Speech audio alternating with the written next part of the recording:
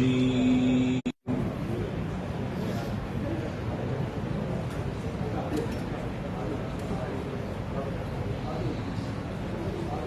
بسم الله الرحمن الرحيم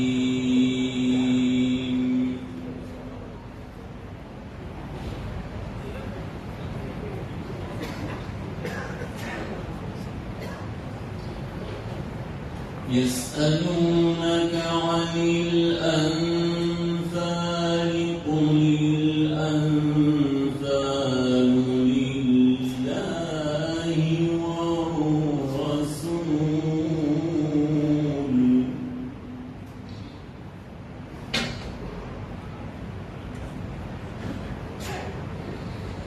فاتقوا الله وأصلحوا ذات بينكم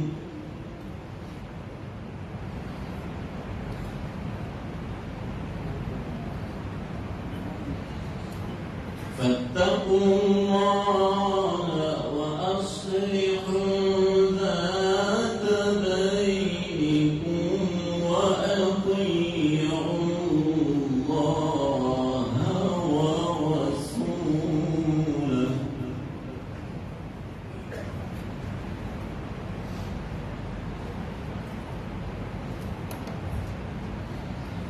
وأطيعوا الله ورسوله إن كنتم مؤمنين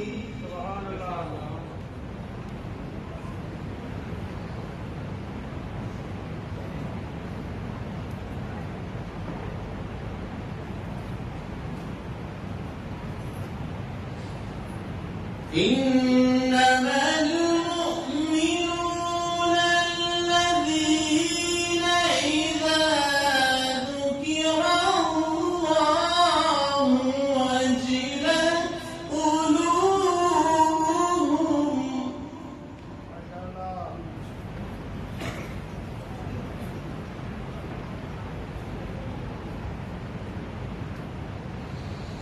وإذا تليت عليهم آياته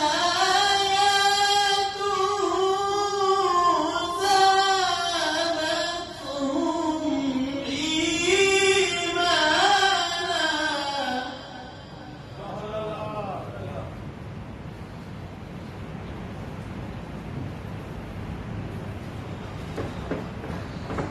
وإذا تليت عليهم آياته زادتهم إيمانا وعلى ربهم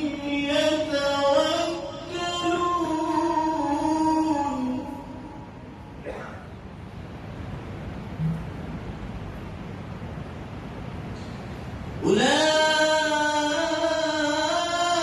أولئك هم المؤمنون حقا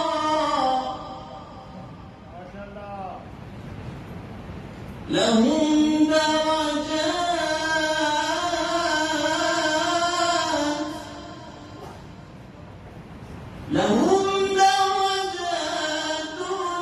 عند ربهم ومغفرة ورزق كريم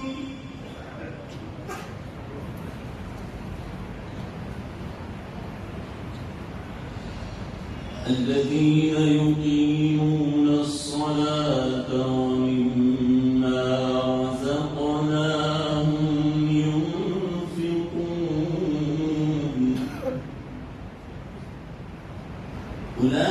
أولئك هم المؤمنون حقا لهم درجات عند ربهم ومغفرة ورزق كريم صدق الله العلي العظيم. پر محمد والے محمد صلوات.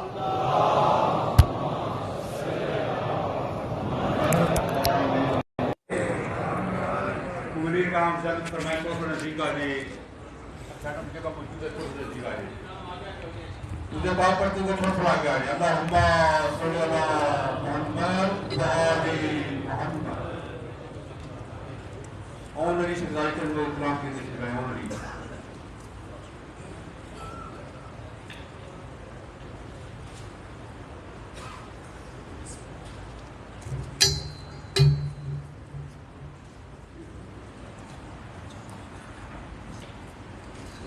برائے تاجیل ظہور امام زمانہ بواجہ بلندر صلوات.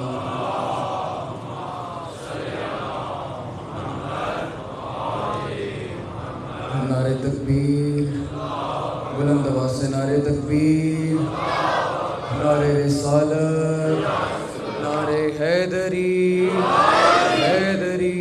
برائے تاجیل ظہور امام زمانہ بواجہ بلندر صلوات.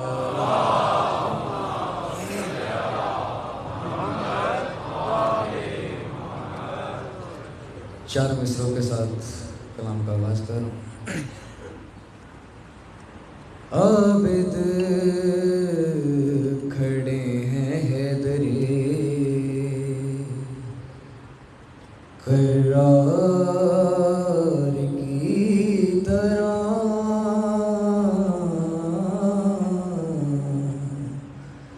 عابد کھڑے ہیں حیدری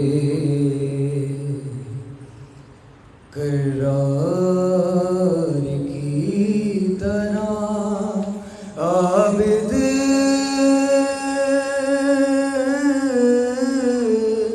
کھڑے ہیں حیدری کرار کی طرح، اور ظالم پڑا ہے تخت پہ بیمار کی طرح، اور ظالم پڑا ہے تخت پہ بیمار کی طرح. تو کار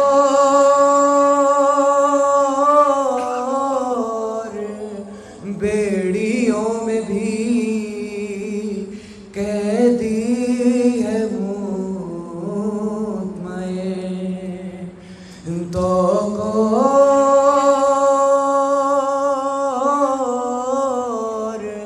بیڑیوں میں بھی قیدی ہے مطمئن، اور حاکم لرز رہا ہے گرفتار کی طرح. دل بھیجے گا محمد والے محمد.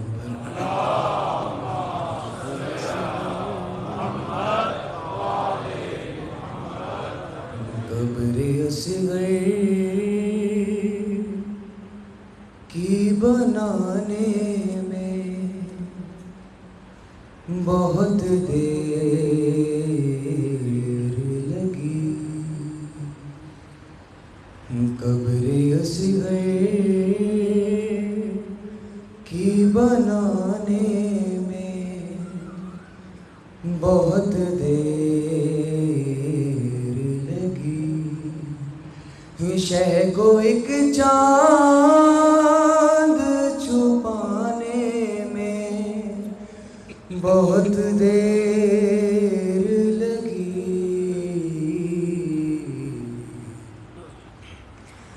شہ نے ہر لاش کو جلدی سے اٹھایا،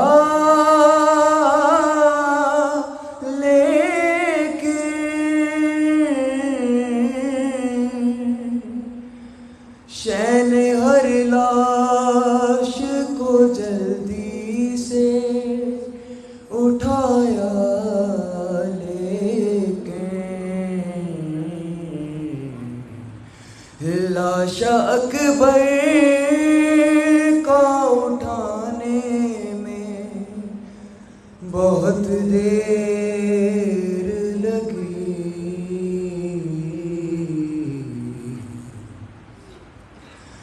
اس قدر پیاس سے سوکھا تھا گلوئے سرور،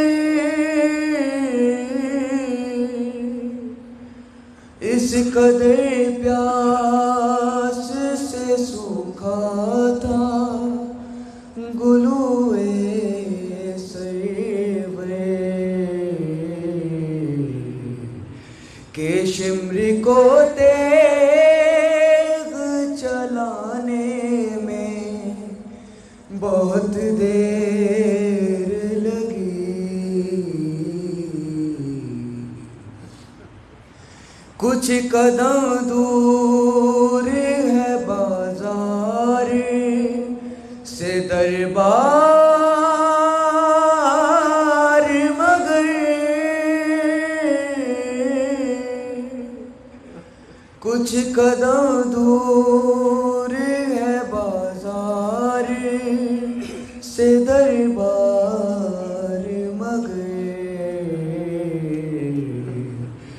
پھر بھی شہزادی کو آنے میں بہت دیر لگی،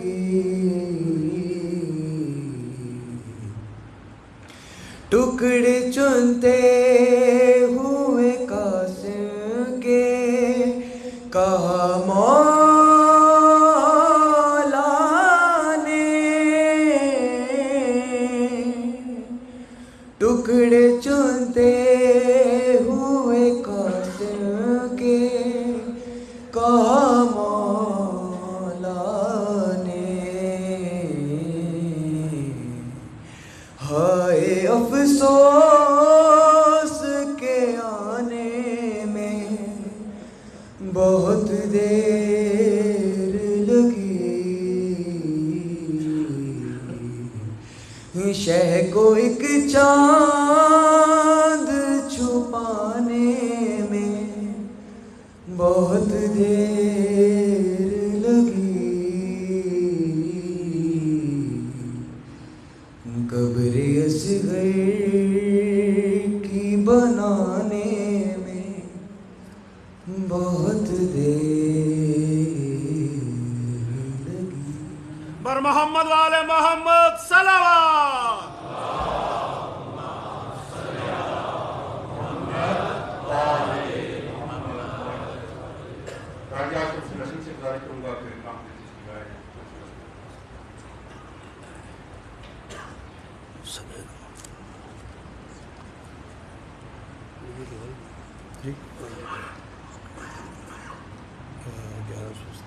بر محمد وآل محمد صلوات۔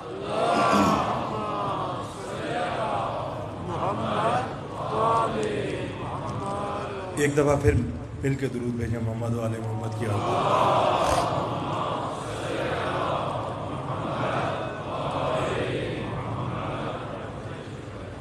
حسین بانٹ رہے ہیں نجات لے جاؤ،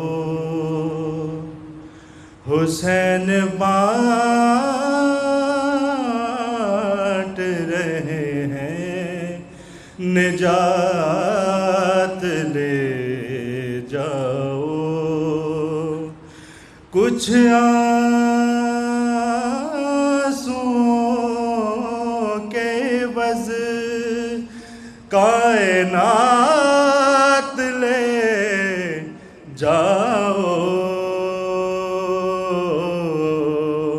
حسین بانٹ رہے ہیں نجات لے جاؤ،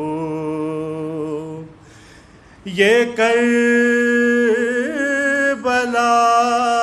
ہے یہ معجز نما کی بستی ہے،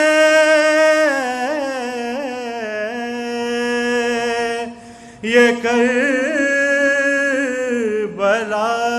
ہے یہ موجز نما کی بستی ہے، کفن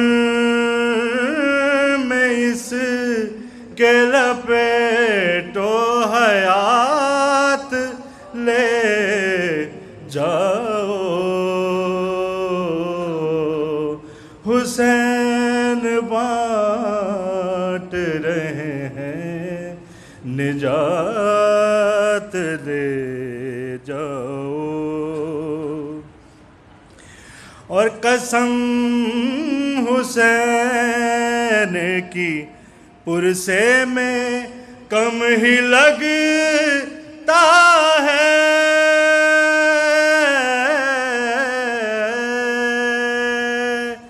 قسم حسین کی پرسے میں کم ہی لگتا ہے، بلند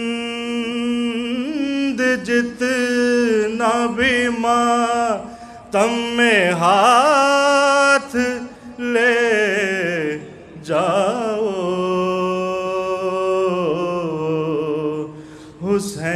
حسین بانٹ رہے ہیں نجات لے جاؤ۔ درود بھیجیں محمد والے محمد کے۔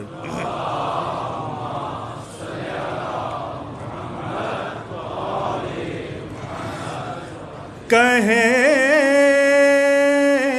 گے ماتمی حلقوں سے لوگ محشر میں،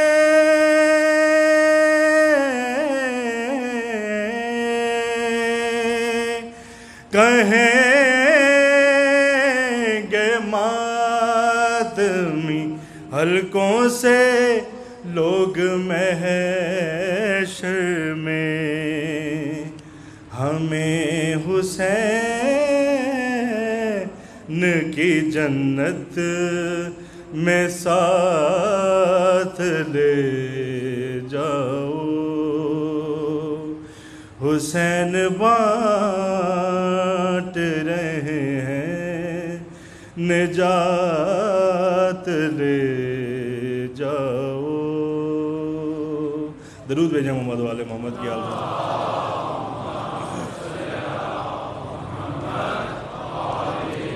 اور شہزادہ علی اصغر کے مصائب کے چند شعر ہیں، ایک دفعہ پھر مل کے درود بھیجیے گا محمد والے محمد کی آل میں۔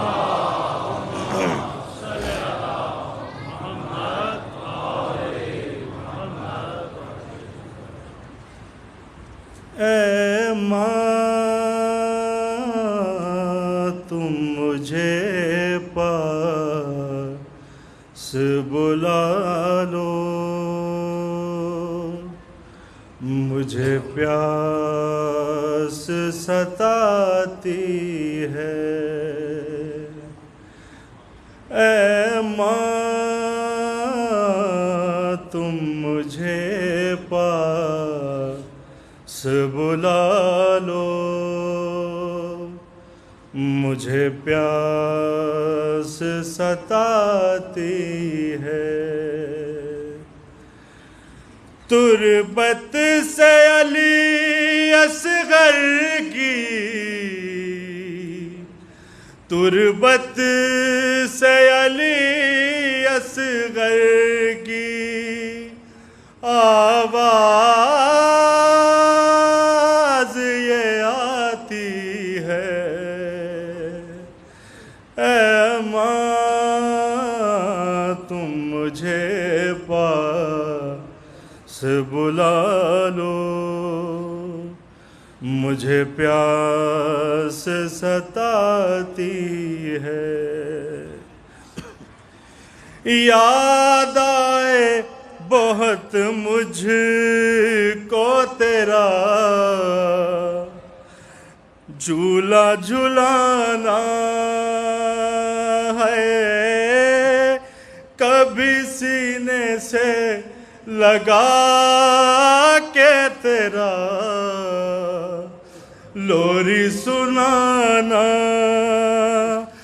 جب ریت گرم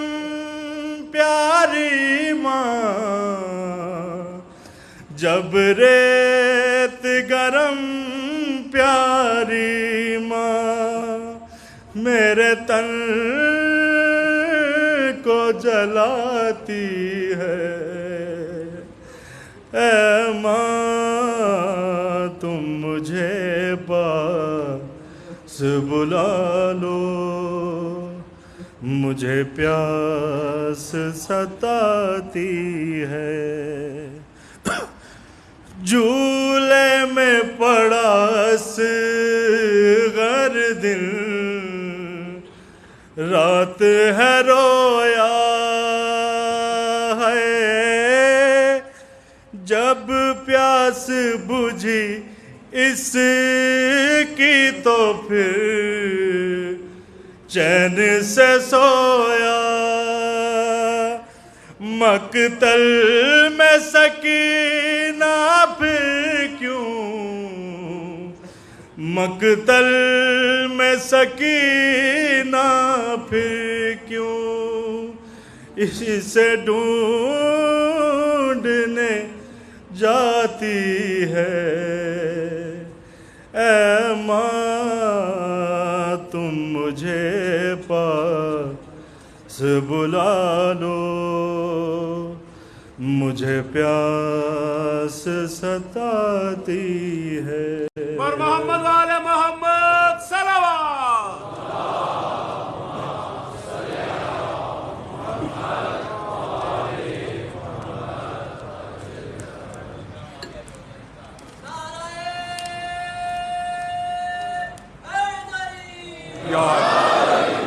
مومنین کرام، ایک دفعہ پھر اپیل کرتا ہوں کہ تھوڑا سا نزدیک آ جائے، جمع غفیر لوگوں کا باہر کھڑا انتظار میں ہے کہ ان کو بیٹھنے کی جگہ مل سکے، تھوڑا سا نزدیک آ جائیں، مہربانی کریں، بہت مہربانی ہوگی آپ کی، جزاکم اللہ خیر۔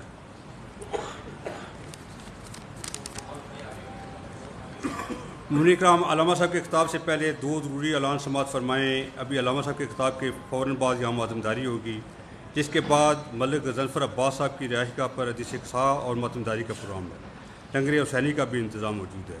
ملک صاحب کا ایڈریس نوٹ فرما لیں، مکان number 285 street 10 phase 4 Bahria Town. کل 7 محرم بعد از نماز ظہرین راجہ جواد الحسن، مہدی حسن اور شمس الحسن کے گھر مجلس اعضاء منعقد ہو رہی ہے۔ مجلس ٹھیک 1 بجے شروع ہو جائے گی، جس سے علامہ آصف جوہری صاحب خطاب فرمائیں گے۔ مجلس کے اختتام پر جلوس برآمد ہوگا، جو مقررہ راستوں سے ہوتا ہوا نماز مغربین سے پہلے ڈاکٹر علی ایوب صاحب کے گھر پر اختتام پذیر ہوگا۔ دونوں پروگراموں میں آپ کی شرکت کی اپیل کرتا ہوں۔ بانی مجلس کا ایڈریس بڑا آسان سا ہے، opposite P S O petrol pump, phase 4 Bahria town. مومنین کرام، آج کی مجلس کے انعقاد کے لیے ہمارے ساتھ ملک غضنفر عباس صاحب نے تعاون فرمایا ہے۔ دعائے خداوند کریم ان کی توفیقات خیر میں اضافہ فرمائے، ان کے رزق حلال میں مزید وسعت عطا فرمائے اور ان کے خاندان کے مرحومین کی مغفرت فرمائے۔ ملک صاحب کے مرحوم والدین کے لیے اور خاندان کے دیگر مرحومین کے لیے اپنے پورے مرحومین کو شامل کرتے ہوئے شہدائے ملت جعفریہ کے لیے اور وہ مرحوم مومنین و مومنات جن کے لیے دعا مانگنے والا کوئی نہیں ہے، 1 دفعہ سورہ حمد اور 3 دفعہ سورہ توحید کی تلاوت فرمائیں۔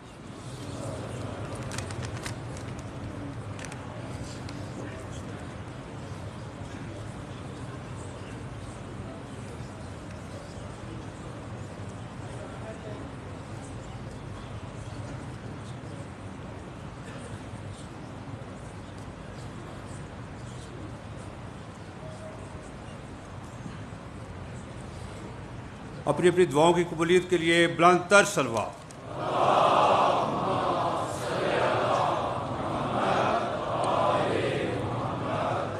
انتہائی ادب سے درخواست کروں گا وجود الاسلام والمسلمین علامہ امین شہیدی صاحب سے کہ جلوہ افروز ممبر ہوں، علامہ صاحب کا استقبال کیجیے گا۔ نعرہ تکبیر، نعرہ رسالت، نعرہ حیدری، حیدری، حیدری، بلند تر صلوات۔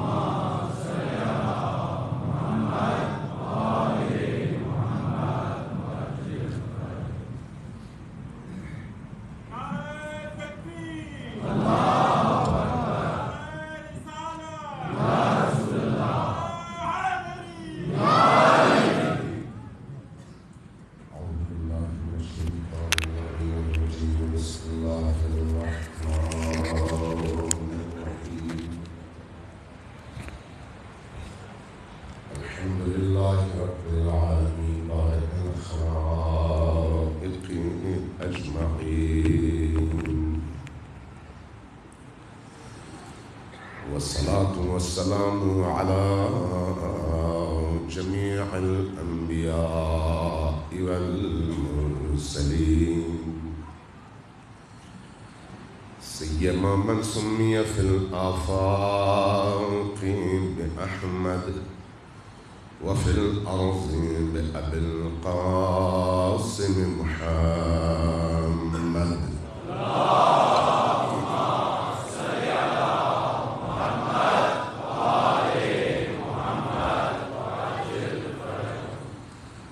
والصلاة والسلام على أولادها الطيبين الطاهرين المعصومين الميامين واللعنة الدائمة على أعدائهم أجمعين من يوم عذابتهم إلى قيام يوم الدين. أما بعد فقد قال الله تبارك وتعالى في كتابه المجيد وهو أصدق القائلين وقوله الحق. بسم الله الرحمن الرحيم. قل لا أسألكم عليه أجرا إلا المودة في القربى.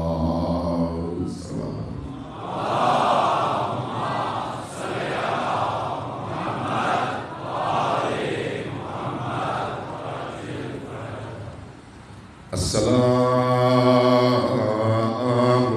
على الحسين وعلى علي بن الحسين وعلى أولاد الحسين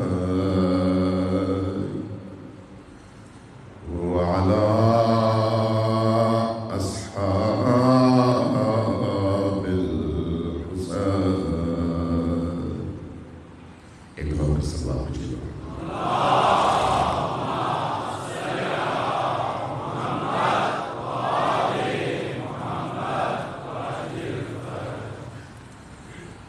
عزاداری سید الشہداء کی یہ مجالس حقیقی معنوں میں اللہ تبارک و تعالیٰ کی طرف سے پیروان اہل البیت کے لیے، محبان اہل البیت کے لیے، عاشقان اہل البیت کے لیے تربیت کے حوالے سے، انہیں اہل البیت سے جوڑنے کے حوالے سے، ان کی فکری تربیت اور رشد کے حوالے سے، ان کے دلوں کی تطہیر کے حوالے سے اتنی بڑی نعمت، اتنی بڑی درسگاہ اور اتنا بڑا تعلیمی نظام ہے کہ انسان جتنا اس نعمت پر اللہ کی بارگاہ میں شکر ادا کرنا چاہے ادا نہیں کر پاتا، کیونکہ انہی مجالس کی وجہ سے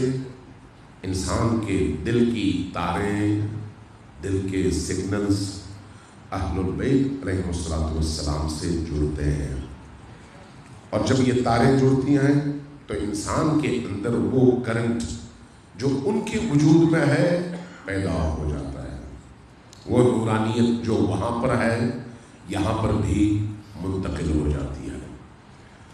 آج ہمارے ایک بڑے اچھے اور عزیز دوست ہیں، انہوں نے فون کیا اور مجلس کے حوالے سے کہنے لگے کہ میں نے بعض دوستوں سے بات کی ہے، بڑی عمر کے لوگوں کے لیے تو بہت اچھا ہے، لیکن یہ جو نوجوان نسل ہے ان کو بعض باتیں سمجھنے میں مشکل ہوتی ہے، تو اس لیے اس کو ذرا زیادہ آسان کر کے اگر بیان کر دیا جائے تو نوجوانوں کو سمجھ آ جائے گی.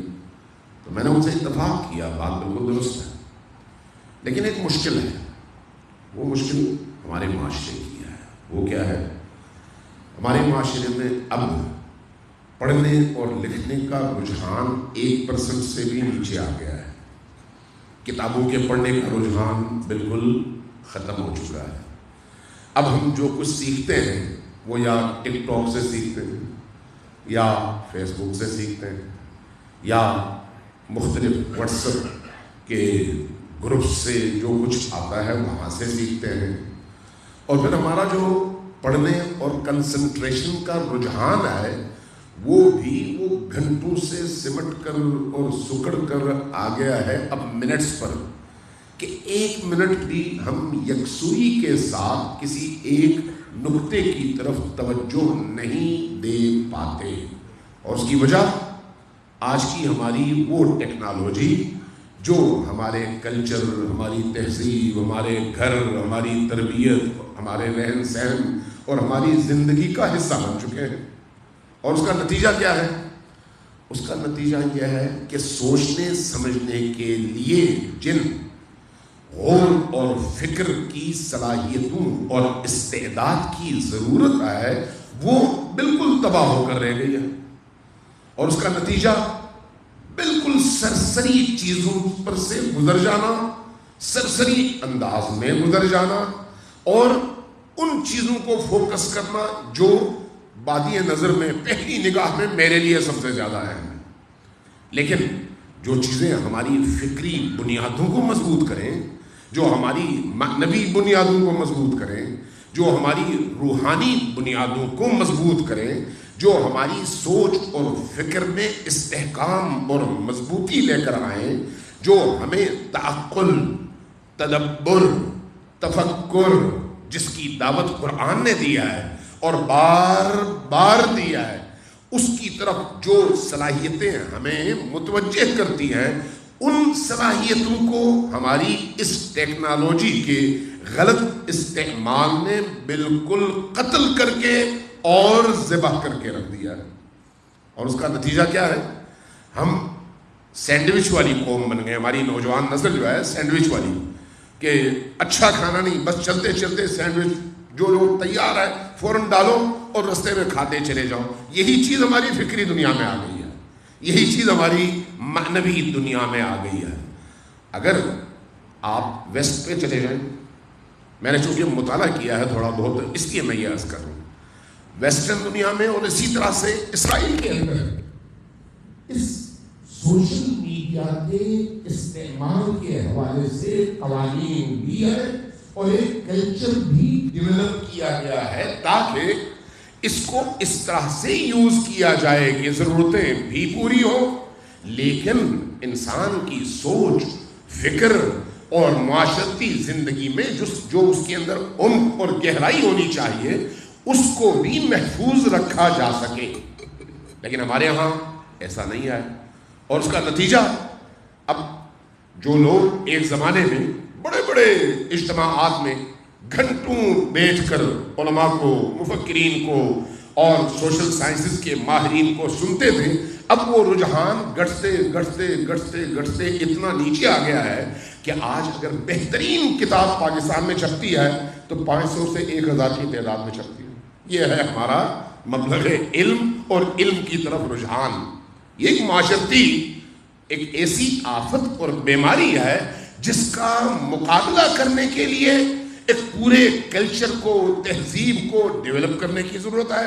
اور یہ انڈیویجول نہیں کر سکتا کوئی بھی فرد, بلکہ اس کے لیے قومی اور ملی ایک موومنٹ کی اور ریاستی تمام تر توجہات کی ضرورت ہوتی ہے. لیکن ہمارے یہاں ظاہر ہے سب سے سستی چیز تعلیم ہے جس کی کوئی قیمت نہیں ہے, سب سے زیادہ کمزور چیز ہمارا کلچر ہے, اور جس کو ہم کلچر کہتے ہیں وہ لچر ہے, اور جو اللہ کا کلچر ہے, رسول اللہ کا کلچر ہے, انسانی اقدار اور ویلیوز کا کلچر ہے, اس کو ہم نے نیگیٹیوٹی کی نظر کر کے اس کو معاشرے سے نکال دیا ہے.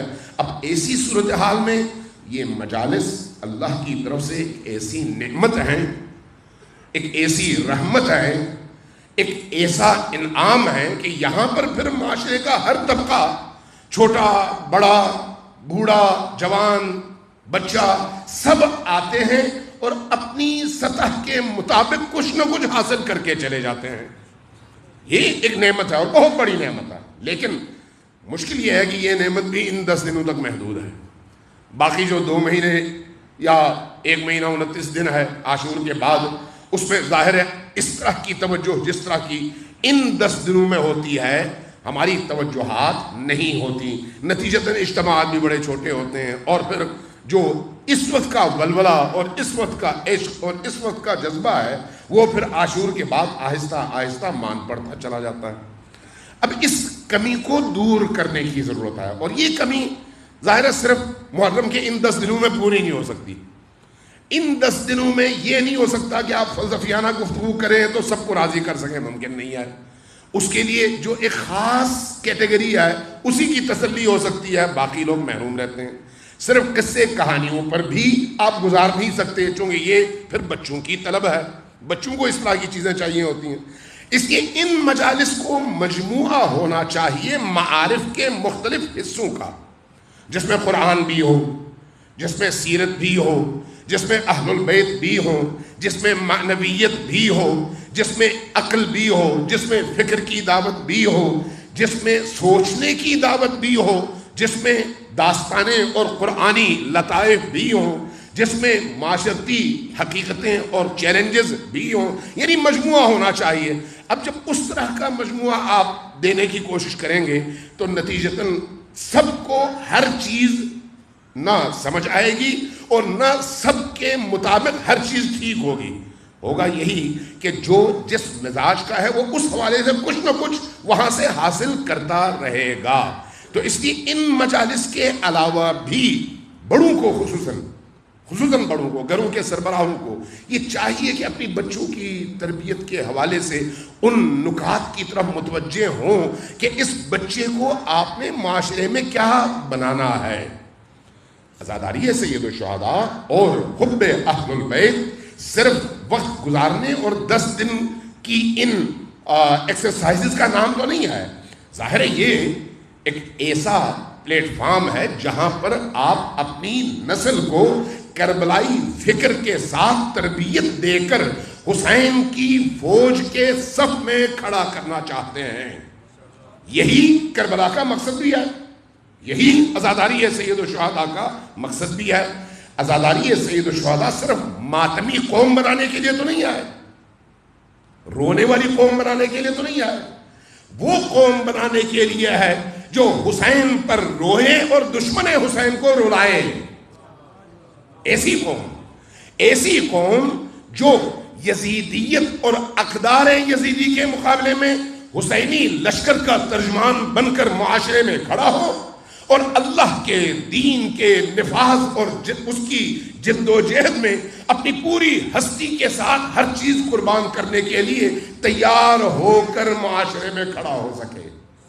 یہ عزاداری سید الشہداء ظاہر اس لیے ہے، اس لیے حسین ابن علی کی محبت انسان کے اندر غیرت پیدا کرتی ہے، شعور پیدا کرتی ہے، عشق پیدا کرتی ہے، ولولہ پیدا کرتی ہے، عاطفہ پیدا کرتی ہے، جس کے نتیجے میں انسان روتا ہے اور اسی رونے کے نتیجے میں باطنی ایک نورانیت کی ایک عجیب کیفیت اس کے نتیجے میں پیدا ہوتی ہے، اور اسی نورانیت کی وجہ سے پھر انسان معاشرے میں اپنے ارد گرد موجود ان غلاظتوں سے، ان کثافتوں سے اور اس ساری یلغار سے جو اس وقت میڈیا، سوشل میڈیا کے ذریعے سے ہمارے بیڈ رومز اور ہمارے باتھ رومز تک بھی پہنچ چکی ہے، اس یلغار کے مقابلے میں یہ 10 دن اور اس 10 دن میں ہونے والا ذکر حسین ایک ایسا بند باندھ دیتا ہے جس کے نتیجے میں وہ بچہ، وہ جوان، وہ انسان دوبارہ اس شفاف پانی میں غسل کر کے پاکیزہ ہو کر صبح عاشور جب باہر نکلتا ہے تو حسینی جوان بن کر نکلتا ہے۔ یہ اس عزاداری سید الشہداء کی برکت ہے۔ اس لیے یہ ضروری ہے کہ ہم اپنی زندگی کے باقی ایام میں، سال کے باقی ایام میں بھی اس نقطے پر توجہ دیں کہ ہم اپنے بچے کو کیا بنانا چاہتے ہیں۔ اگر بیکن ہاؤس یا سٹی سکول یا باقی اس طرح کے جتنے بھی سسٹمز ہیں، کیمبرج کے، آکسفورڈ کے، وہاں پر اگر میں لاکھوں روپے دے کر 1 سال بچے کو پڑھاتا ہوں اور اس کے لیے تمام اس کی ضرورتیں پوری کر سکتا ہوں، تو کیا خدا کے دین کا محافظ بنانے کے لیے تھوڑی سی جد و جہد اسی کے ساتھ ساتھ انجام دے سکتا ہوں یا نہیں دے سکتا؟ اگر نہیں دے سکتا تو پھر میں کیسا حسینی ہوں؟ اگر دے سکتا ہوں تو پھر میں کیوں غفلت کروں؟ اس لیے انہی مسجدوں اور انہی امام بارگاہوں کو سال کے باقی ایام میں خصوصاً ہماری نوجوان نسل کی تربیت کا مرکز بننا چاہیے. ایک ایسا مرکز جو یہاں پر اس سینٹر میں بہت ساری اچھی ایکٹیویٹیز سارا سال جاری رہتی ہے، اس حوالے سے خوشی کی بات بھی ہے، لیکن کافی نہیں ہے. اتنی بڑی آبادی اور شیطانوں کی اتنی بڑی یلغار، ہم صرف ایک تقریب کر کے اور ایک چھوٹا سا پروگرام کر کے مطمئن نہ ہوں، اس لیے کہ ابلیس کو ہم نے پہچانا نہیں ہے. ابلیس کو ہم نے پہچانا نہیں ہے. ہم ایک چھوٹا سا کام کر کے خوش ہو جاتے ہیں کہ ہم نے اپنی ذمہ داری ادا کر دی، اور اس کے بعد پھر اپنا ٹریک بدل لیتے ہیں. ابلیس ہر روز، ہر لمحہ، ہر پل آپ اور آپ کے بچوں کے پیچھے لگا ہوتا ہے. آپ نے ایک بات اس کی مان لی، وہ اگلی اپنی 2 باتیں منوانے کی کوشش کرتا ہے. آپ نے 2 باتیں مان لی، اگلی آپ سے 10 باتیں منوانے کی کوشش کرتا ہے. آپ نے 10 باتیں مان لی، وہ رکتا نہیں ہے، وہ مزید آگے جاتا ہے، 100 باتیں منوانے کی کوشش کرتا ہے. یہی کام ابلیس کی وہ روش جو اس وقت میڈیا اور سوشل میڈیا کی صورت میں، اپلیکیشنز کی صورت میں دنیا میں موجود نسل انسانی کے ذہنوں کو اللہ سے دور کرنے کے لیے جس کو تراشا گیا ہے، اس میں بھی یہی مزاج موجود ہے.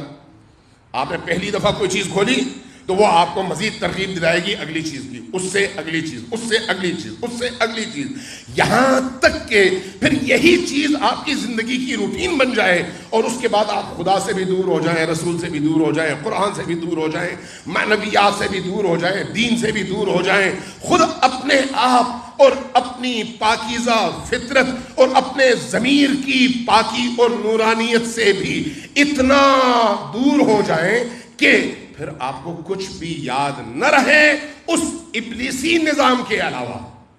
یہ سو جو ہے ہماری ایک بہت بڑی مشکل ہے، ایک بہت بڑا المیہ ہے. یہ گزشتہ دنوں اب بات آ گئی ہے تو میں کچھ اور عرض کروں، اگر آپ سننا چاہیں. صلوات بھیجیے بر محمد و آل محمد.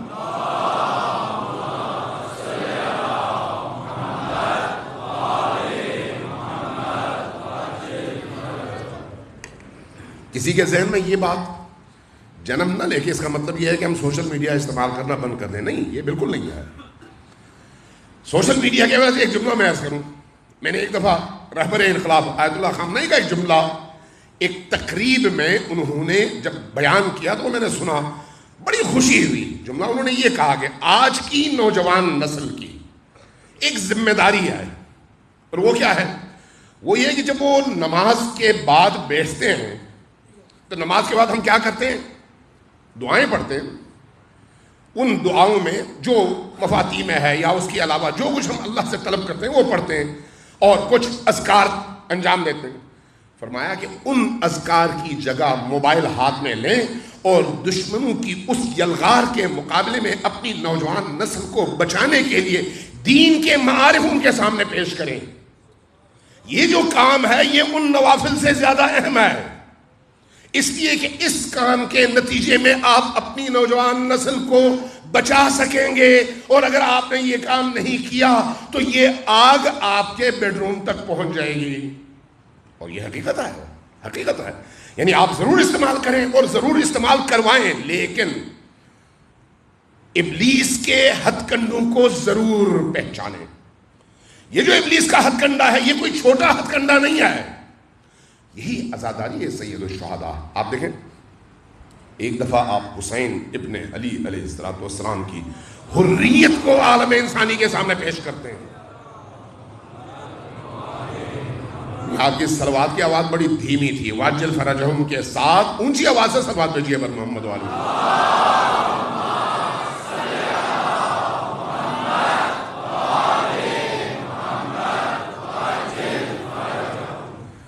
ایک دفعہ اگر آپ معاشرے کے اندر دیکھیں تو لوگوں کو جس چیز کی سب سے زیادہ ضرورت ہے، میں آتا ہوں اسی بات پر، جس چیز کی سب سے زیادہ ضرورت ہے وہ ہے آج کے استعمار، آج کے شیاطین اور آج کی ابلیسی طاقتوں کے ہتھ کنڈے اور انسانی ذہنوں پر ان کے قبضے کی راہوں کو پہچاننا سب سے اہم مرحلہ ہے۔ اگر آپ نے یہ نہیں پہچانا نا، رحمان سمجھ کر شیطان کے چنگل میں پھنسیں گے، خدا سمجھ کر خدا کے دشمنوں کے چنگل میں پھنس جائیں گے، علی سمجھ کر علی کے دشمنوں کے نرے میں چلے جائیں گے اور اسی کو علی سمجھیں گے اور علی کی تعلیمات سمجھیں گے۔ چونکہ دشمن کھل کر کبھی بھی سامنے نہیں آتا، کھل کر آئے تو آپ کھڑے ہو جائیں گے۔ آپ ذرا ابھی بھی دیکھ لیں کہ گزشتہ ان 30 سالوں میں صرف پاکستان کے اندر دہشت گردی کے ذریعے سے وہ عزاداری کو روک سکے نہیں، تشیع کی بڑھتی ہوئی قوت کو کوئی روک سکا نہیں۔ کیوں؟ اس لیے کہ وہ کھلا دشمن تھا۔ جب کھل کر کوئی آتا ہے تو میری حسینی حمیت، غیرت حسینی، غیرت علوی مجھے مجبور کرتی ہے کہ میں اپنے بچوں کے ہاتھ پکڑ کر میدان میں کھڑا ہو جاؤں اور دفاع کروں۔ اس لیے کھل کر دشمن جب آتا ہے تو پوری قوم کھڑی ہو جاتی ہے۔ لیکن جب دشمن کھل کر نہ آئے، پردوں میں لپٹ کر آئے، آپ کا لباس پہن کر آئے، آپ کی عزاداری کی شکل اختیار کر کے آئے، سوشل میڈیا کی صورت میں آئے، مختلف کلپس کی صورت میں آئے، ایسی چیزوں کی صورت میں آئے جو بظاہر اللہ کے نام سے شروع ہو اور اس کے پیچھے زہر بھرا ہوا ہو، تو آپ کے بچوں کے ذہن کو زہر آلود وہ اس طرح سے کر پاتے ہیں کہ آپ محسوس بھی نہیں کرتے اور گھر رہ کر اس کو دین سمجھ کر خود بھی قبول کرتے ہیں، بچوں سے بھی قبول کرواتے ہیں، اور بعد میں دیکھتے ہیں کہ وہی بچہ اپنے زمانے کے ولی کا بھی دشمن بن گیا، علماء کا بھی دشمن بن گیا، عزاداری سے بھی بیزار ہو گیا۔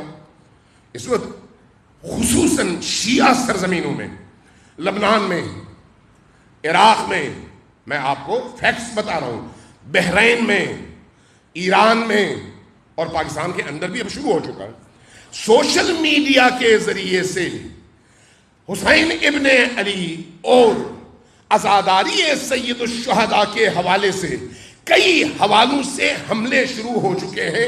ایک یہ ہے کہ لوگوں کے ذہنوں میں شبہات ابارے جائیں، شبہات پیدا کیے جائیں۔ آدمی عقل تو رکھتا ہے، سوچتا ہے، جب سوچتا ہے اس کو تسلی بخش جواب نہ ملے تو پھر وہ کسی اور راہ پر نکل جاتا ہے۔ سب سے پہلا کام شبہات پیدا کرنا، دوسرا وہ جو درست رستہ ہے اس کو غلط پیرائے میں بیان کرنا اور غلط چیز کو خوبصورت پیرائے میں پیکنگ کے ساتھ پیش کرنا، اور نتیجتاً نوجوان نسل کو عزاداری سید الشہداء اور محرم کی روح سے دور کر کے ان کو ایسی چیزوں کا عادی بنانا جو ان کو حسین تک نہ پہنچا سکے بلکہ یزید کا غلام بنا دے۔ بڑے طور و طریقوں کے ساتھ وہ یہ کام کر رہے ہیں۔ کبھی اس پر اگر تفصیل سے بات کرنے کا موقع ملا تو یہ بہت بڑا چیپٹر ہے۔ یہ جہاں جہاں تشیع کی آبادی ہے وہاں وہاں بھرپور طور پر اس پر کام ہو رہا ہے اور بڑے زبردست طریقے سے کام ہو رہا ہے۔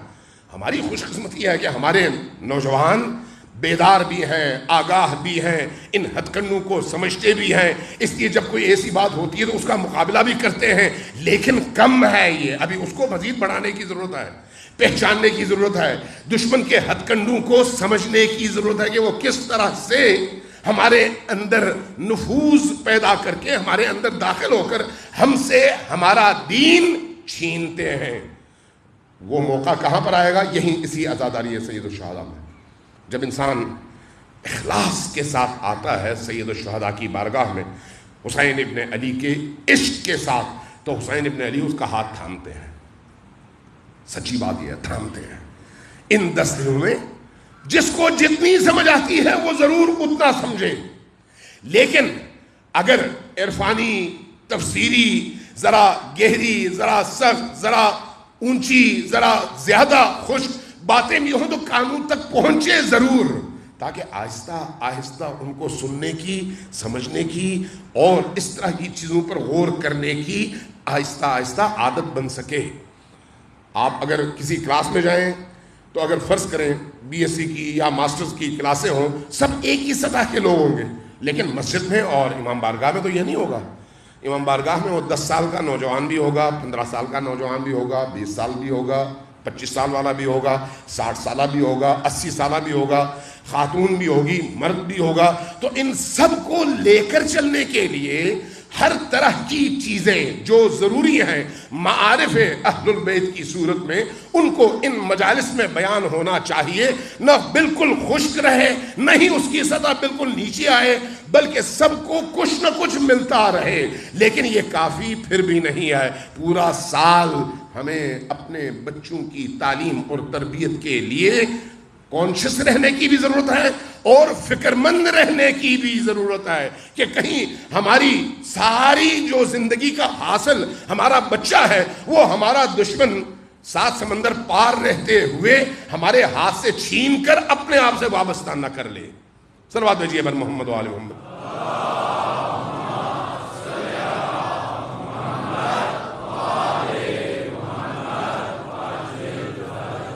ایک دفعہ پھر ذرا اونچی آواز سے صلوات بھیجیے بر محمد و آل محمد۔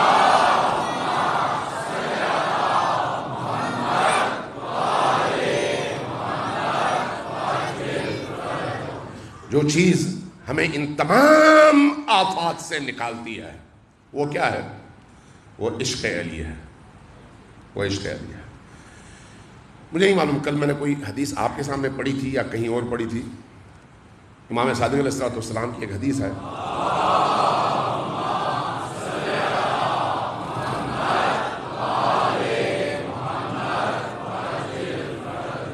اور زیارت جامعہ کبیرہ میں میں آپ سے یہ ریکویسٹ کروں گا کہ زیارت جامعہ کبیرہ ضرور پڑھیں۔ جو لوگ نہیں پڑھتے یا نہیں پڑھا جنہوں نے، ایک دفعہ کم از کم پڑھیں۔ جب پڑھیں تو صرف پڑھیں نہیں، سمجھیں۔ سمجھنے کے لیے اس کے ترجمے کی طرف بھی جائیں۔ زیارت جامعہ کبیرہ امام شناسی کا ایک مکمل نصاب ہے، ولی شناسی کا ایک مکمل نصاب ہے۔ اس کے ادب میں، زیارت جامعہ کے ادب میں سب سے پہلا ادب یہ ہے کہ انسان جب پڑھنا شروع کرے تو اس سے پہلے اللہ تبارک و تعالیٰ کی وحدانیت کی گواہی دے۔ کیوں؟ کہیں ایسا نہ ہو کہ امام شناسی کا یہ نصاب پڑھ کر وہ یہ سمجھے کہ یہی خدا ہے، نعوذ باللہ ثم نعوذ باللہ ثم نعوذ باللہ، یہ نہ سمجھے، گمراہ نہ ہو، لڑک نہ جائے۔ چونکہ آدمی یعنی انسان اپنی فطرت میں اس کے مبالغہ آرائی موجود ہے، ہر انسان کی فطرت میں یہ چیز شامل ہے۔ اس لیے جب وہ تعریف کرے گا تو بھی مبالغہ کرے گا، تنقیص کرے گا تب بھی مبالغہ کرے گا۔ اس لیے تعادل اور توازن کے ساتھ چلنا عاقلوں کا کام ہے، ہر انسان کا کام نہیں ہے۔ لہٰذا اس زیارت کے آغاز میں ہمیں ائمہ اطہار علیہ السلام نے جو طور و طریقے بتائے وہ کیا ہے؟ وہ یہ ہے کہ سب سے پہلے اللہ کی وحدانیت کی گواہی دو، اشہد اللہ الہ الا اللہ و اشہد ان محمد الرسول اللہ، اللہ اور اس کے رسول کی گواہی دو۔ اس کے بعد اللہ کی کبریائی کی گواہی دو، اللہ اکبر، اور ایک دفعہ نہیں 100 بار یہ پڑھو، 100 بار پڑھو۔ 100 بار اللہ اکبر پڑھنے کا مطلب کیا ہے؟ یہ جادو منتر تو نہیں ہے کہ آپ نے کچھ الفاظ پڑھ لیے تو اس کے نتیجے میں کوئی خاص ایسا عمل سامنے آئے، نہیں، یہ آپ کی معنوی تربیت ہے، فکری تربیت ہے۔ جب آپ 100 بار اپنے دل کو بتاتے ہیں کہ اللہ ہر چیز سے اس طرح سے بڑا ہے کہ آپ اس کی جو تعریف کرتے ہیں وہ تعریف بھی چھوٹی ہے، وہ اس تعریف سے بھی ماورا ہے۔ نعرہ تکبیر، نعرہ رسالت، سلیمان نعرہ حیدری، محمد آل محمد کی عظمت پہ بلندتر صلوات۔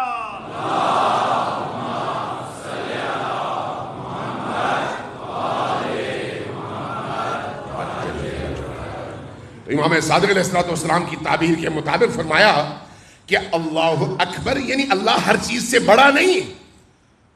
بڑا اور چھوٹا جب آپ کہتے ہیں تو ان کے درمیان ایک موازنہ کر کے کہتے ہیں، فلان چیز بڑی ہے، فلان چیز چھوٹی ہے۔ اللہ کا مخلوق کے ساتھ کوئی موازنہ نہیں ہے کہ کہیں کہ اللہ ہر چیز سے بڑا ہے. تو اس کا مطلب کیا ہے پھر اللہ اکبر کا؟ عام طور پر جب آپ ترجمہ دیکھتے ہیں اللہ ہر چیز سے بڑا ہے، بھئی ہر چیز سے بڑا ہے کا کیا مطلب ہے؟ کیا باقی چیزیں اللہ سے قابل موازنہ ہیں کہ آپ کہیں کہ اللہ ہر چیز سے بڑا ہے؟ جب آپ سمجھنا چاہیں گے تو کہاں جائیں گے؟ مولوی کے پاس نہیں، بلکہ امام صادق علیہ السلام کی بارگاہ میں، معصوم کی بارگاہ میں.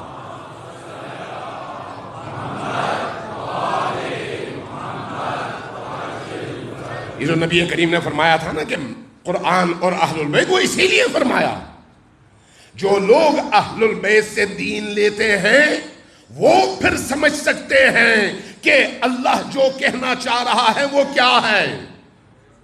ملا اپنے ذہن کی سطح کے مطابق اگر سمجھنا چاہے تو ایک حقیر کیڑے سے بھی حقیر تر ہے، وہ کہاں اور قرآن کے اعلیٰ معارف کہاں. اس لیے جب کہا گیا اللہ اکبر تو امام صادق علیہ السلام نے بھی فرمایا، امیر المؤمنین نے بھی فرمایا. اس کا کیا مطلب ہے؟ اس کا مطلب ہے اللہ اکبر من ان یوصف، اللہ جو تم کوئی وصف بیان کر سکتے ہو اس وصف سے بھی اعلیٰ ہے اور وہ وصف کے قابل بھی نہیں ہے. اس لیے کہ تمہارا وصف اور تمہاری تعریف تمہارے ذہن کی مخلوق ہے اور اللہ خود خالق ہے. دونوں کا کوئی موازنہ نہیں ہے. باقی چیزوں سے اس کا مقابلہ کیا مقابلہ؟ اس لیے کہا کہ جب زیارت جامعہ پڑھو تو اس سے پہلے 100 بار اللہ اکبر پڑھو، اس کے بعد زیارت جامعہ کے کلمات پڑھو. اب زیارت جامعہ کو جب آپ پڑھتے ہیں ایک ایک جملہ، میں یہ دعوے سے کہہ رہا ہوں، میں دعوے سے، اگر کوئی شخص مطالعہ کرے تو زیارت جامعہ کے ایک ایک جملے کے پیچھے قرآنی معارف ہے، قرآن کی آیات ہے. اور اگر کوئی سطحی طور پر دیکھے تو کہے گا ارے یہ تو شرک ہے، ارے یہ تو ایک انسان کو آپ نے اس مقام تک پہنچا دیا. نہیں، ایسا نہیں ہے. ہر جملے کے پیچھے قرآنی مفاہیم، قرآنی معارف اور قرآنی مطالب اور آیات موجود ہیں. زیارت جامعہ کوئی اتنی ہلکی اور مختصر نہیں ہے، 4000 ٹائم لگتا ہے اگر انسان غور سے پڑھنا شروع کر دے. تو زیارت جامعہ میں ایک جملہ ہے وَكُلُّ شَيْءٍ ذَلَّ لَكُمْ. کس کو خطاب ہے؟ امام معصوم کو. یہ امام معصوم کوئی خاص معصوم نہیں ہے، چونکہ زیارت جامعہ نبی کریم سے لے کر امیر المومنین سے لے کر آخری امام تک ہر امام کے مزار پر، ان کی قبر اطہر پر پڑھنے کی اجازت بھی ہے اور مجموعی طور پر سب کے لیے پڑھنے کی اجازت بھی ہے، چونکہ اس میں جو اوصاف اور مقامات ہیں وہ سب کے مقامات ہیں. اس لیے جب آپ جملہ پڑھتے ہیں، میں آخر کا صرف ایک جملہ نقل کر رہا ہوں. جملہ کیا ہے؟ کل شیء وذل کل شیء لکم. اے معصوم، اے میرے امام، آپ اس مقام پر ہیں کہ کائنات میں جس چیز پر شیء کا اطلاق ہو سکتا ہے، چیز آپ کس کو کہتے ہیں؟ جو بھی موجود ہے، مخلوق ہے، جو بھی چیز ہے. تو یہ جملہ آپ کو بتاتا ہے وہ کل شیء ذل لکم. اس کائنات میں جو کچھ بھی ہے آپ کی نگاہ آپ کے مقابلے میں ذلیل ہے. یہ ذلہ زال اور لام سے ہے. یہ ذلہ آپ جب اردو میں پڑھتے ہیں، عربی میں ذلہ ہوتا ہے اور اردو میں ذلت ہے. ذلت کا کیا مطلب ہے؟ حقیر، پس، چھوٹا، اور اس کے مقابلے میں عزیز، بڑا، عظیم.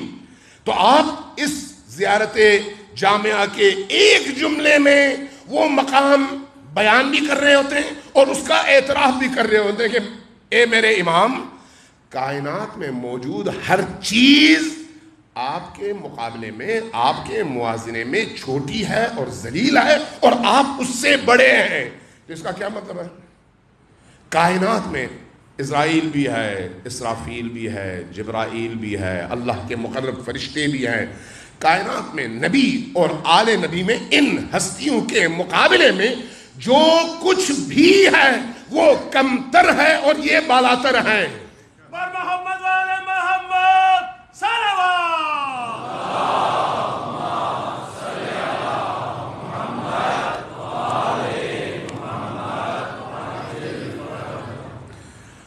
جب آپ یہ پڑھتے ہیں نا، یہ جملہ ادا کرتے ہیں، اس جملے کے پیچھے ایک مفہوم ہے. پھر جب ہر چیز آپ کے مقابلے میں ذلیل ہے، کم ہے، کم تر ہے، اور آپ باعظمت ہیں، تو یہ عظمت، یہ عزت، یہ مقام کس لیے ہے؟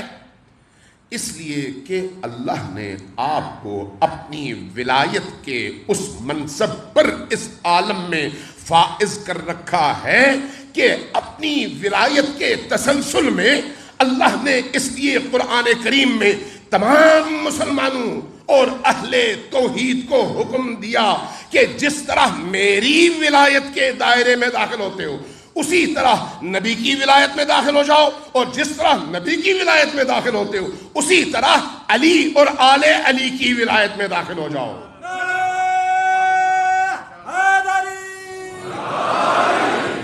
یہ جو ہم پڑھتے ہیں اطیعوا اللہ واطیعوا الرسول واولی الامر منکم، یہ اولی الامر کون ہے؟ وہ بادشاہ، وہ خلفاء جن کو شراب نوشی سے فرصت ہی نہیں ملتی تھی، وہ جن کے گھروں میں، جن کے محلوں میں 300 بیویاں ہوتی تھیں، وہ جو بے گناہوں کی ایک پوری فوج کو قتل کر دیتے تھے اور پھر رات شراب کے نشے میں نماز بھی پڑھتے تھے. وہ بادشاہ، وہ خلفاء نہیں، کیا وہ ہے اولی الامر؟ اب آپ اگر عامت المسلمین میں دیکھیں تو آپ کو بہت سارے لوگ یہ کہتے نظر آئیں گے. آج بھی میں گزشتہ 2 سال پہلے سعودیوں کا ایک فتویٰ میں دیکھ رہا تھا کہ ان کے مفتیوں نے یہ فتویٰ دیا کہ جب تک بادشاہ ہے وہ خدا کا سایہ ہے، ذل خدا ہے، اور جب وہ ذل خدا ہے تو اس کی اطاعت فرض ہے. اور اطاعت کیوں فرض ہے؟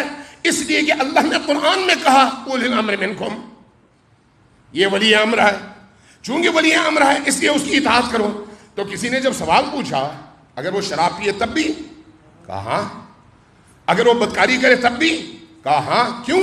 قرآن نے کہا. جب وہ ولی ہے تو پھر اس عالم یا مملکت اسلامیہ کی باغ دوڑ اس کے ہاتھ میں ہے، تو اب تم پر فرض ہے کہ اس کی اطاعت کرو. تو اس لیے یہ جو ہمارے بعض مسلمان بھائی گمراہ ہوتے ہیں اور ہر ظالم کو اپنا امام بنا کر مظلوم کے مقابلے میں اس کی عدالت تراشنے کی کوشش کرتے ہیں، وہ یہاں پر آ کر اس طرح کے مفاہیم سے گمراہ ہو جاتے ہیں. اللہ نے جب اپنی ولایت کو ایکسٹینڈ کیا نبی تک اور نبی کے بعد اولی الامر تک، تو پھر نبی میں بھی اور اولی الامر میں بھی وہ صفات جن کا تعلق اس ولایت کی قبولیت سے ہے نبی میں بھی آنی چاہیے اور اولی الامر میں بھی آنی چاہیے. اور اگر اولی الامر میں نہ آئیں یہ صفات، نبی میں اگر یہ صفات نہ آئیں، تو پھر اس ولایت کے دائرے میں داخل ہو کر ان کی ولایت کا توق پہننے کا مطلب ختم ہو جاتا ہے. اس لیے جب آپ ان ائمہ علیہ السلام کی بارگاہ میں حاضر ہوتے ہیں تو یہاں پر اس طرح کے جملوں کا مطلب یہ ہوتا ہے کہ آپ نے جب ان کی ولایت کو قبول کر لیا تو پھر ان کے مقام کو سمجھنے کی کوشش کریں. اب وہ جو ان کے مقام کو سمجھنے کی بات ہے، ٹائم چونکہ کم ہے اس لیے میں صرف ایک نقطے کے طور پر ایک حدیث کے 2 جملے آپ سے عرض کرتا ہوں. صلوات بھیجیے بر محمد و آل محمد.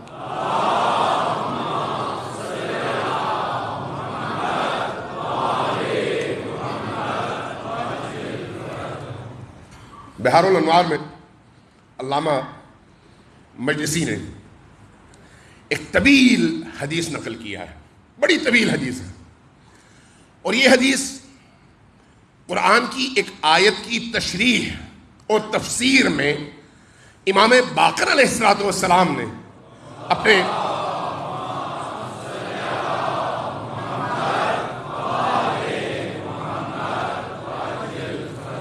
اپنے شاگرد کے سامنے پیش کیا. میں اب ظاہر ہے اگر پوری حدیث کو بیان کرنا چاہوں تو کئی مجلسیں چاہیے. خود اسی قرآن کی تفسیر میں جو مورد توجہ جملہ ہے، خود اس جملے کی تشریح میں بھی کم از کم ایک مجلس چاہیے. میں اس لیے بہت مختصراً صرف اشارہ کر کے گزروں گا. قرآن کریم نے کہا نا کہ لا تدرکہ الابصار وہو یدرک الابصار وہو اللطیف الخبیر. اللہ تبارک و تعالی تمام آنکھوں کو دیکھتا ہے لیکن اس کو کوئی آنکھ نہیں دیکھ سکتی. اس کا کیا مطلب ہے؟ اس حدیث کا کیا مطلب ہے؟ اب قرآن کریم کی آیات کا ایک ظاہر ہے اور ایک اس کا باطن ہے. ظاہر بین لوگوں کے لیے ہے جن کی سطح وہی ہے، اور باطن سے پردہ اٹھانے کے لیے اللہ نے اپنے ان اولیاء کو پیش کیا ہے کہ یہ باطن قرآن سے آپ کو آشنا کریں گے. لہذا جو لوگ صرف ظواہر پر اعتماد اور تکیہ کرتے ہیں، اس کا سہارا لیتے ہیں، وہ ہمیشہ راہ راست پر نہیں ہوتے. میں ایک مثال کے طور پر ایک آیت بیان کر دیتا ہوں، اس کے بعد اگر ٹائم بچا تو پھر اس حدیث کی طرف آؤں گا. آیت الکرسی میں اللہ ولی الذین آمنوا، اللہ ولی ہے ان کا جو ایمان لائے. اللہ جب ولی بنتا ہے ان کا جو ایمان لاتے ہیں تو اللہ کیا کرتا ہے؟ جیسے ہی وہ ایمان لاتے ہیں یخرجوہم، ان کو نکالتا ہے. کہاں سے؟ من الظلمات. ظلمت نہیں ہے، ظلمات ہے، یعنی ساری ظلمتیں. چونکہ ظلمتیں تہ در تہ بہت ساری چیزیں ظلمت پیدا کرتی ہیں، یعنی یہ پردے ہیں. ایک کو ہٹاؤ دوسرا ظلمت کا پردہ، اس کو ہٹاؤ تیسرا پردہ، اس کو ہٹاؤ چوتھا پردہ. اسی طرح جس طرح سے قرآن کے معارف کے بھی پردے ہیں، ایک ہٹاؤ تو 70 پردے ہیں امیر المومنین کے کلام کے مطابق. لہذا فرمایا کہ اللہ ولی الذین آمنوا یخرجہم من الظلمات، ان تمام ظلمتوں کے پردے کو چاک کر کے اللہ اس ایمان لانے والے کو نکالتا ہے اور کہاں ڈال دیتا ہے؟ الی النور، نور میں ڈال دیتا ہے. یہ اس کا ظاہر ہے. اس کا اگلا حصہ کیا ہے؟ والذین کفروا، جن کو آیت الکرسی یاد ہے. والذین کفروا، اور وہ لوگ جنہوں نے کفر کیا. ان کافروں کے ساتھ کیا ہوتا ہے؟ اولیاءہم، ان کے پھر ان کا اللہ والوں کا جو ایمان لاتے ہیں ان کا ایک ہی ولی ہے، اور وہ کون ہے؟ اللہ. تو محمد ولی نہیں ہے، اولی الامر ولی نہیں ہے، لیکن اصل ولی اللہ ہے. اور جو محمد اور علی اور آل علی کو ولایت حاصل ہے وہ وہی اللہ والی ولایت حاصل ہے. اس لیے ان سب کی ولایت کو ایک ہی ولی ولایت قرار دیا. لیکن اس کے مقابلے میں جب اہل کفر ہوں تو پھر اس کے مختلف اولیاء ہوتے ہیں. حکمران بھی اس کے اولیاء ہیں، لیکن ان کی صفات پر قرآن نے بیان کی ہیں. کبھی خواہشات نفس ان کے ولی ہیں، کبھی کچھ اور. اس ضمن میں اس تفسیر میں نہیں جاتا چونکہ ٹائم نہیں ہے. والذین کفروا اولیاءہم الطاغوت، جنہوں نے کفر کیا ان کے اولیاء کون ہیں؟ طاغوت. طاغوت کیا کرتے ہیں؟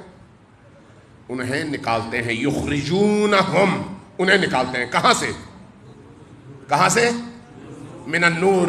آفرین ہو آپ شاگردان مکتب اہل البیت پر. یہ جو طاغوت کی اطاعت ہے، طاغوت کی اطاعت اس اطاعت کرنے والے کافر کو نور سے نکالتی ہے یہ اطاعت. اور اس اطاعت سے نکالنے والی قوت کون ہے؟ وہ طواغیت. جیسے ادھر رحمان ہے، اللہ ہے، اسی طرح ادھر طاغوت ہے. اولیاءہم الطاغوت، ان کے سارے اولیاء طاغوت ہیں. وہ طاغوت کیا کرتا ہے؟ انہیں ایمان سے نکالتا ہے. کس کو نکالتا ہے؟ کس کو ذرا اونچی آواز سے بتائیں. والذین کفروا، جنہوں نے کفر کیا ان کو یہ طاغوت نکالتا ہے. کہاں سے نکالتا ہے؟ نور سے. کہاں پھینکتا ہے؟ الی الظلمات. آفرین ہو آپ پر. اب اگر آپ کسی بھی مترجم کی قرآن کریم کے ترجمے کو دیکھ لیں، سب آپ کو یہاں پر یہی کہتے نظر آئیں گے کہ جو لوگ اسلام لائے، جو لوگ لا الہ الا اللہ پڑھ کر، کلمہ طیبہ پڑھ کر اسلام کے دائرے میں داخل ہوئے، ان کو اللہ ان کفر کی ظلمتوں سے نکالتا ہے. اور جن لوگوں نے کلمہ نہیں پڑھا اور کفر اختیار کیا ان کو نور سے نکال کر ظلمتوں میں پھینک دیتا ہے. آپ کو اسی طرح کا ترجمہ ملے گا. کیوں یہ ترجمہ ملے گا؟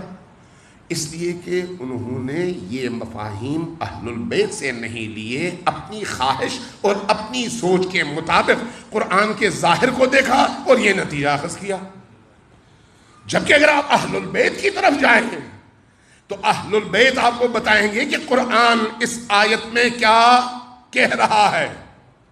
ایک جوان آیا بادشاہ کے دربار سے امام صادق علیہ السلام کے دور میں امام کی بارگاہ میں،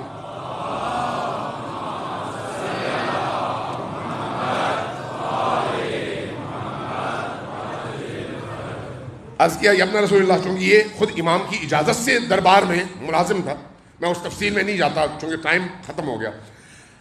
آیا، کہا کہ ابن رسول اللہ میں نے ایک چیز دیکھی ہے خلیفہ کے دربار میں، کچھ لوگ بڑے ہی اچھے ہیں۔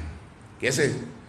کہا نماز پڑھتے ہیں، وعدے کے پکے ہیں، سچ بولتے ہیں، حق نہیں کھاتے، جھوٹ نہیں کہتے۔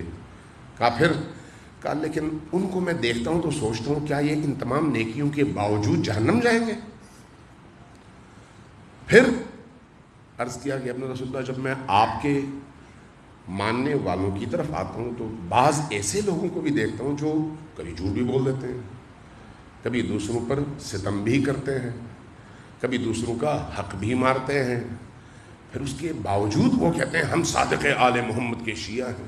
تو کیا وہ اپنی ان نیکیوں کے باوجود جہنم جائیں گے اور یہ اپنی ان تمام برائیوں کے باوجود جہنم جائیں گے، جنت جائیں گے؟ روایت کہتی ہے، اصول کافی کی روایت ہے، روایت کہتی ہے کہ امام علیہ السلام کے چہرے میں ایک جلال کی کیفیت نمودار ہوئی۔ آپ نے فرمایا کہ ہاں ایسا ہی ہوگا۔ جب آپ نے فرمایا ہاں ایسا ہی ہوگا تو وہ پریشان ہو گیا، کہا یا ابن رسول اللہ وہ کیسے؟ فرمایا یہ جو جن میرے ماننے والوں کو، اہل البیت کے ماننے والوں کو تم نشانہ بنا رہے ہو، اگر وہ حقیقتاً اہل البیت کے ماننے والے ہیں تو مرنے سے پہلے اللہ ان کو کسی نہ کسی موڑ پر توفیق توبہ دے گا، وہ حقوق الناس اور حقوق اللہ ادا کریں گے اور پاک ہو کر جائیں گے اس دنیا میں، اس لیے وہ جنت ہی میں جائیں گے۔ تو کہا وہ دوسرے؟ کہا وہ کبھی بھی نہیں جائیں گے۔ کہا یہ آپ فرما رہے ہیں؟ کہا ہاں۔ کہا اس کی کوئی دلیل؟ فرمایا قرآن پڑھو۔ وہ کیسے؟ یہی آیت اللہ ولی الذین آمنوا یخرجہم من الظلمات الی النور والذین کفروا اولیاؤہم الطاغوت یخرجونہم من النور الی الظلمات۔ فرمایا یہ تو کافر اور مومن کے بارے میں آیت ہے۔ پہلی آیت جو ہے، پہلا حصہ وہ مومنین کے بارے میں جو ایمان لاتے ہیں، اللہ ان کو ظلمتوں سے نکالتا ہے، ایمان میں داخل کر دیتا ہے۔ دوسرا حصہ کافروں کے بارے میں ہے جو جب ایمان نہیں لاتے اور انکار کر دیتے ہیں تو ان کے طاغوت جو ان کے ولی ہیں وہ ان کو نور سے نکال کر ظلمتوں میں پھینک دیتے ہیں۔ امام نے فرمایا یہی ہے تمہارا قصور، یہ بتاؤ کافر کب نور میں ہوتا ہے؟ کافر کبھی نور میں ہوتا ہے؟ نہیں، کافر تو ہمیشہ ظلمتوں میں ہوتا ہے۔ قرآن کیا کہتا ہے؟ قرآن کہتا ہے والذین کفروا اولیاؤہم الطاغوت یخرجونہم من النور الی الظلمات، یہ وہ کافر ہیں جو پہلے نور میں تھے۔ تو عرض کیا پھر وہ کون سے کافر ہیں جو پہلے نور میں تھے اور پھر ولایت کا انکار کر کے، ولی کا انکار کر کے وہ جہنم چلے گئے اور گمراہیوں میں چلے گئے؟ فرمایا جس نے اللہ کی وحدانیت کو قبول کیا، جس نے رسول کی ولایت کو قبول کیا، وہ نور میں آ گیا، لیکن جب علی کی ولایت اور آل علی کی ولایت کو قبول کرنے کا مرحلہ آیا اور اس نے انکار کر دیا تو اب وہ پہلے نور میں تھا، اب یہ جو انکار ہے علی کی اور آل علی کی ولایت کا انکار، یہ طاغوت کی ولایت کا اقرار ہے، تو پھر طاغوت ان کو اس ولایت کی روشنی اور نور سے نکالتا ہے اور ظلمتوں میں پھینک دیتا ہے۔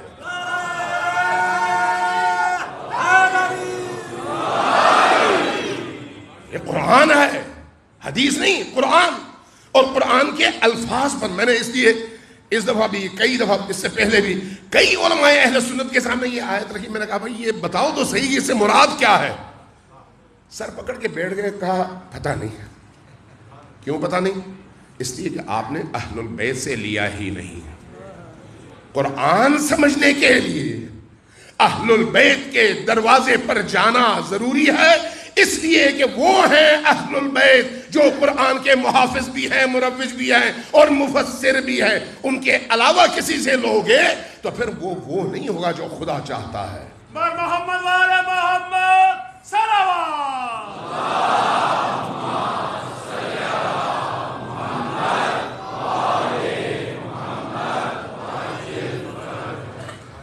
عزیزان من، آج 6 تاریخ گزر گئی محرم کی، 7ویں کی شب ہے، اور جیسے جیسے یہ ایام گزرتے جاتے ہیں انسان اندرونی طور پر، باطنی طور پر غم اور اندوہ میں اس کے اضافہ ہوتا چلا جاتا ہے. اس کے اندر کی وہ جو کرب کی کیفیت ہے وہ بڑھتی چلی جاتی ہے. یہ آج کی رات یہاں پر عام طور پر رائج ہے کہ حضرت علی اصغر کے حوالے سے ذکر کی رات ہے. حضرت علی اصغر، علی اصغر کون ہے؟ کربلا کے وہ عظیم شہید جن کی عظمت، جن کی بزرگی اور جن کی طاقت کی گواہی دشمنوں کے اس عمل نے دی جس میں انہوں نے اس بچے پر تیر پھینکا. حضرت علی اصغر کون ہے؟ امام حسین علیہ السلام کے اس لشکر کے سب سے کم سن شہید، سب سے کم سن شہید، وہ شہید جس کو ابھی بولنا بھی نہیں آتا تھا، وہ شہید جو ابھی ماں کے دودھ پر زندہ تھا، وہ شہید. روز عاشور امام حسین علیہ السلام جب اکیلے رہ گئے، اکیلے، میں مختصر کر رہا ہوں چونکہ ٹائم ختم ہو گیا، جب وہ اکیلے رہ گئے تو میدان کی طرف گئے. مورخین نے لکھا ہے کہ جب وہ میدان میں تشریف لے گئے تو لشکر اشقیاء کو مخاطب کر کے انہوں نے باقاعدہ گفتگو کی اور اپنی بے کسی، تنہائی اور پھر ان کو دوبارہ اللہ کے دین کی طرف دعوت کا عمل تب بھی جاری رکھا. جب ادھر سے کوئی جواب نہیں آیا نا تو تب امام حسین علیہ السلام نے ایک صدائے استغاثہ بلند کیا، حل من ناصر ینصرنی، کیا کوئی ہے ایسا ناصر جو مجھ حسین کی مدد کر سکے؟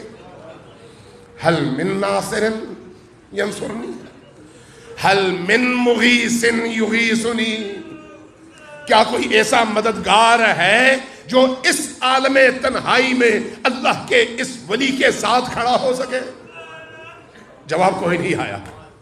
لیکن اچانک حسین ابن علی کے کانوں میں ایک کوہرام کی آواز خیموں سے آئی. پریشان ہوئے، فوراً دوڑے خیمے کی طرف. جب خیموں میں پہنچے تو کیا دیکھا؟ حضرت علی اصغر زمین پر ہیں اور مسلسل روتے چلے جا رہے ہیں. پوچھا کیا بات ہے؟ مخدرات رو رہی ہیں، زینب بنت علی رو رہی ہیں، ام کلثوم رو رہی ہیں، حضرت رباب رو رہی ہیں. رونے کا سبب پوچھا. عرض کیا مولا جب آپ نے صدائے استغاثہ بلند کیا نا تو اس وقت سے یہ بچہ بار بار گہوارے سے اپنے آپ کو زمین پر گراتا ہے اور روتا ہے، تو گویا آپ کی صدائے استغاثہ پر لبیک علی اصغر کہہ رہا ہے. علی اصغر کو اپنی آغوش میں اٹھاتے ہیں، فرماتے ہیں اس کو تیار کر لو تاکہ میں اس کو لے جا سکوں.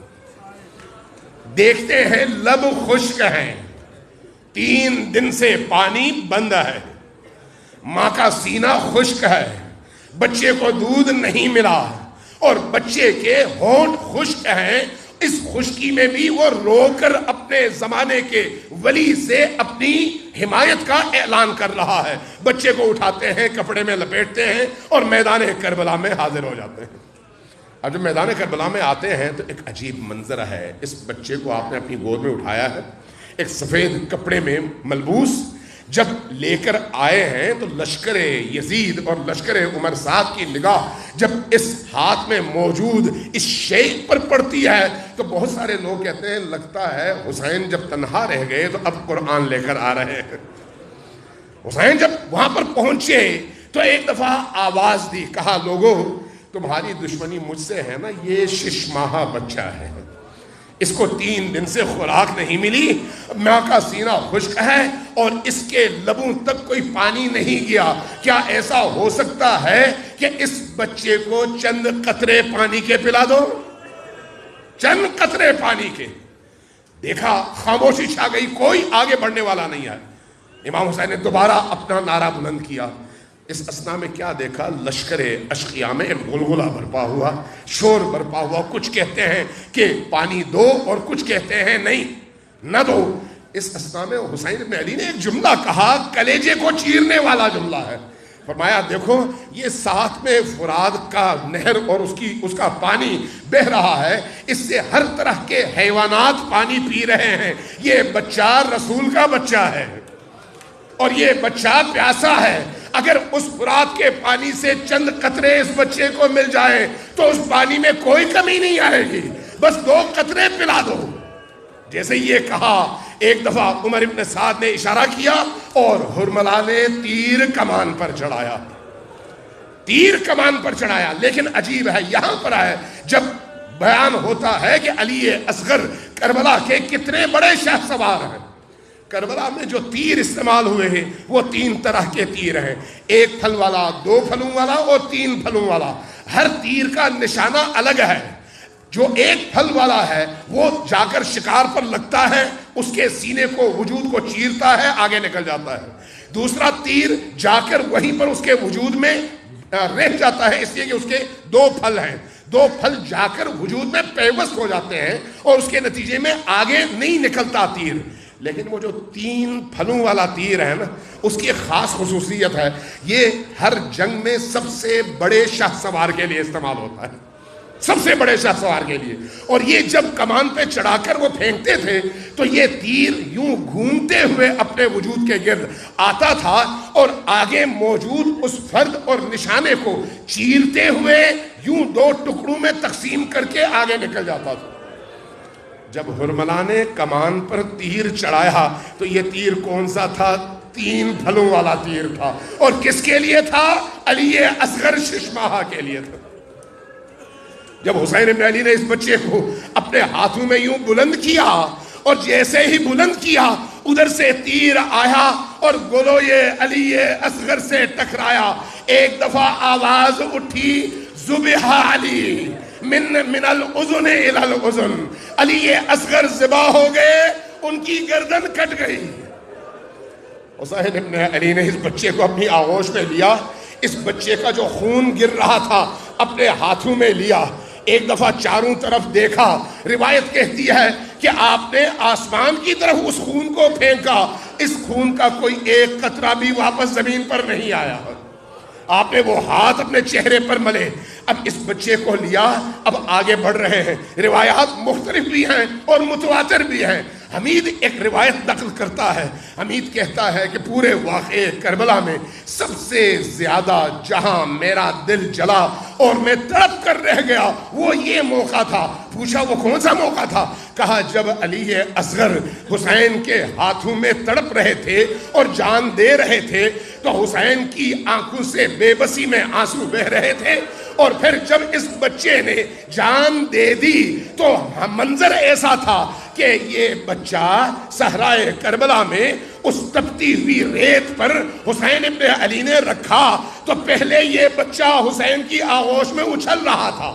جب یہ اچھل رہا تھا تو ایسے جیسے پانی سے مچھلی کو آپ ریگزار پر اور ریت پر پھینکتے ہیں تو جان دیتے ہوئے مچھلی جیسے اچھلتی ہے یہ بچہ اسی طرح سے اچھل رہا تھا. اور اس کے بعد جب یہ بچہ تھوڑا سا رک گیا تو میں نے دیکھا اس بچے کے ہونٹ کبھی کھلتے تھے کبھی بند ہوتے تھے، کبھی کھلتے تھے کبھی بند ہوتے تھے. اس عالم میں ایک وقت ایسا آیا جب اس بچے کی زندگی کے آثار ختم ہو گئے. حسین ابن علی نے اس بچے کو اٹھایا، خیمے کی طرف رخ کیا، لیکن جو منظر میں نے دیکھا وہ یہ ہے کہ کبھی کبھی خیمے کا دروازہ کھلتا تھا، مخدرات باہر آتی تھیں، واپس چلی جاتی تھیں.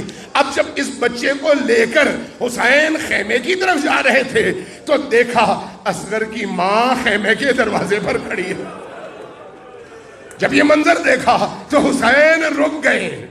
رک گئے, واپس پلٹ گئے, دوبارہ رخ کیا, دیکھا پردہ ہٹا, پھر ماں باہر آئی, رک گئے واپس آ گئے.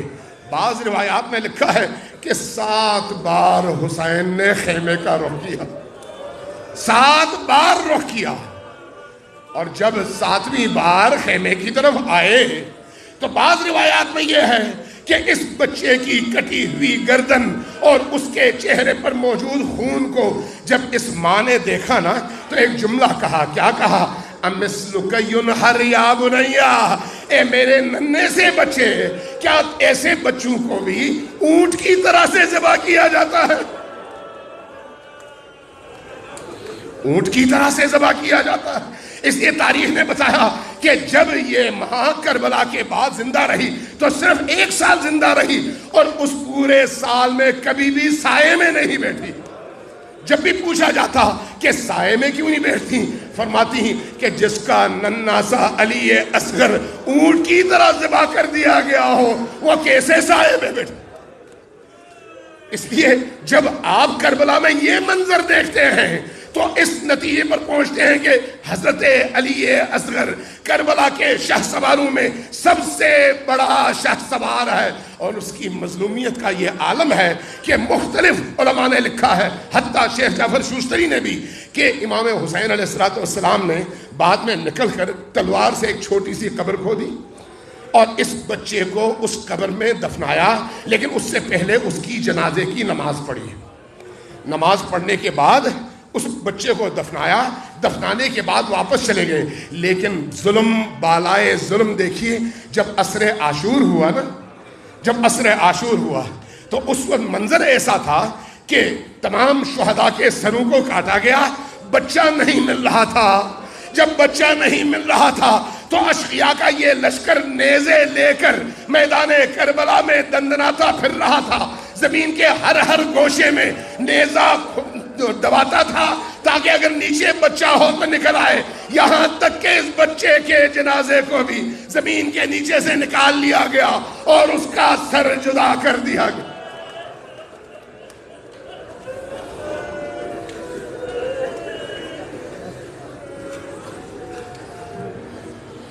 انا للہ و انا الیہ راجعون وسیعلم الذین ظلموا ای منقلب ینقلبون.